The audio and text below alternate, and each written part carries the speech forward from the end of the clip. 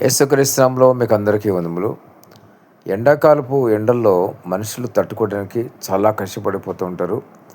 వాళ్ళు ఉక్కిరిబిక్కిరి అయిపోతూ ఉంటారు. చాలా అల్లాలాడిపోతూ ఉంటారు.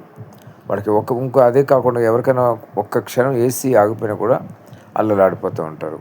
అటువంటిది మారు మనసు పొందకుండా నరకంలోకి వెళ్తే అక్కడ నరకంలో తట్టుకోగలరా? అదే శ్రమ మరి. నరకంలో మరి నిత్యము మండుచు అగ్ని ఉంటుంది. అగ్ని ఆరదు, పురుగు చావదు. అక్కడ ఎప్పుడు కూడా ఏడుపును పండ్లు కొరుకుట అని దేవుని వాక్యం ఉంది.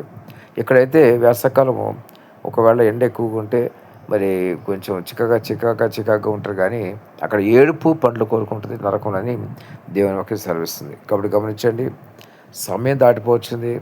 మూడో ప్రపంచ యుద్ధం సిద్ధమైపోతుంది.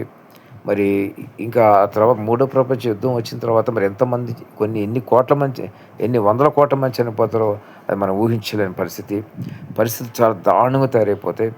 ఇక ఆ తర్వాత అప్పుడు ఆ సమయంలో మీరు దేవుని నమ్ముకోవాలన్నా కూడా కష్టమే.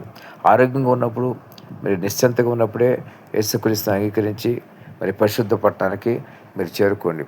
దేవుడు మిమ్మల్ని పరిశుద్ధపరుస్తాడు, పవిత్రపరుస్తాడు. ఎప్పుడైతే మీరు రక్తం నమ్ముతారో, యేసు రక్తాన్ని, మీ పాపాలను యేసు ప్రభు దగ్గర ఒప్పుకొని విడిచిపెడతారు, మీ పాపాలను అయితే పశ్చాత్తాపం కలిగి ఉంటారు, నేను చేసిన తప్పని గ్రహించుకుంటారు. ఆ సమయంలో దేవుడు మిమ్మల్ని క్షమించి పరిశుద్ధపరిచి పవిత్రపరిచి నిత్యము యుగయుగము నుండి పరలోక రాజ్యానికి, అంటే కొన్ని కోట్ల మరి ఏసీలు ఆన్ చేసిన మరి ఉండే చల్లదనం, అంటే అంత అంత ఆత్మకు అంత చల్లదనము అక్కడ పరలోక పట్టణంలో ఉంటుంది. ఇదైతే వాస్తవం ఉంటుంది.